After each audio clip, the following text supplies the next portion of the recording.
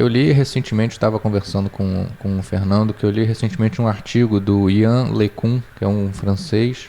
Ele é diretor de ciência lá do Meta, ex-Facebook.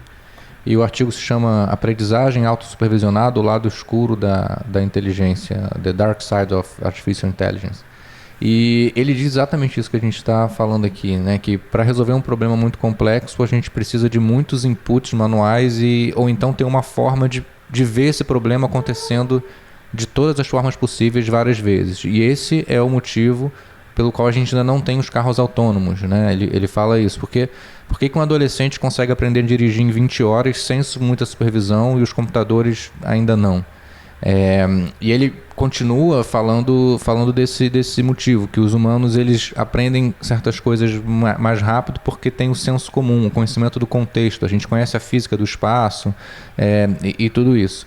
E aí no final ele justamente fala do aprendizado autossupervisionado como uma abordagem muito avançada para resolver, como paradigma, né, da inteligência artificial. E nesse viés de ser uma inteligência que não precisa de uma fonte de verdade sendo dita por alguém. Isso às vezes é muito confuso de entender. Como é que uma inteligência computacional vai conseguir descobrir o que são os dados sem nenhum ser humano dizer o que significam esses dados? É aí que entra aquela coisa das meta-heurísticas.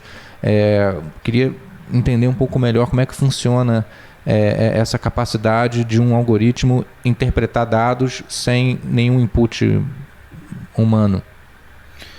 Aí entra aquele processo que a gente estava falando do nível 2, né? Principalmente. Porque apesar de já existir alguns estudos no nível 1, porque primeiro você precisa identificar que tarefa você quer resolver. Depois que você identificou que tarefa você vai resolver, que tipo de informação ou dados eu tenho para resolver aquela tarefa. Só aí o algoritmo já tem grandes dificuldades. Segundo o que significa aquela variável, né?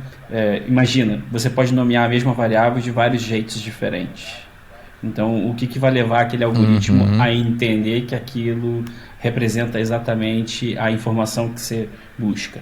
Então, de uma maneira geral, sempre tem um ser humano para traduzir esses aspectos do mundo para o algoritmo.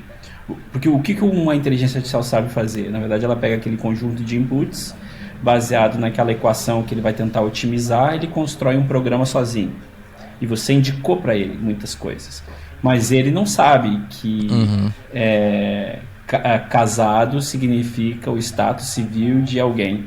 Ele sabe que é um elemento dentro isso em machine learning, né? Obviamente em linguagem natural você sabe o que significa casado e vai tentar inferir em cima disso.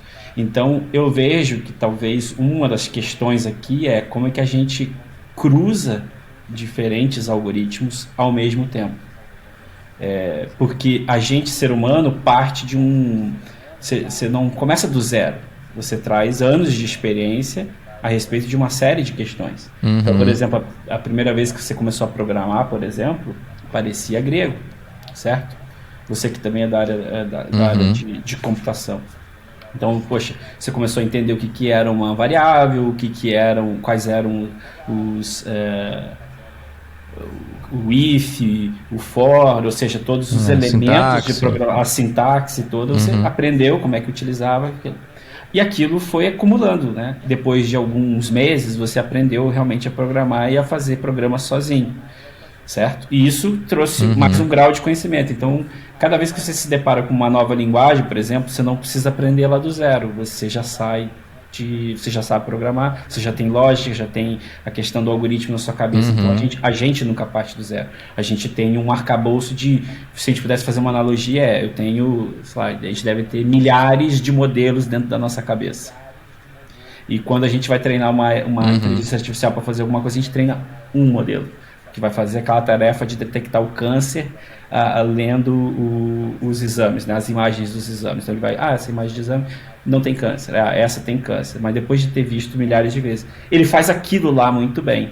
Agora, se você pegar esse mesma tarefa que você treinou para classificar cães e gatos, ele não vai saber fazer. Ele vai ter que treinar um outro modelo para ver cães e gatos. Então, a gente discute muito esse tipo de questões no sentido de que para uma inteligência artificial atingir um nível maior, ela deveria partir de uma consciência maior de um conjunto de modelos para que ela pudesse efetivamente poder detectar e aí sim entender contextos, né? Entender semânticas e entender os modelos e como é que isso tudo se correlacionaria.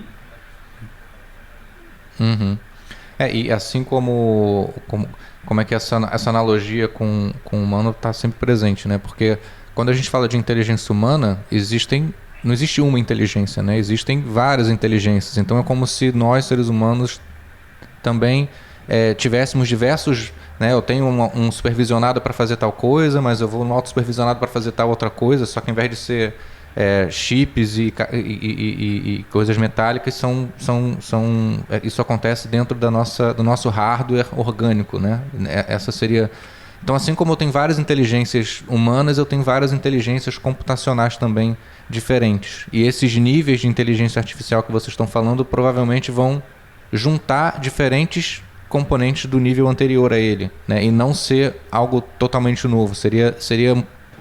Essa é a aproximação, né? Assim como nós humanos temos diferentes inteligências, a própria inteligência artificial também vai juntar diferentes inteligências para ir ficando cada vez mais poderosa, né? Em termos de capacidade de exatamente. prever.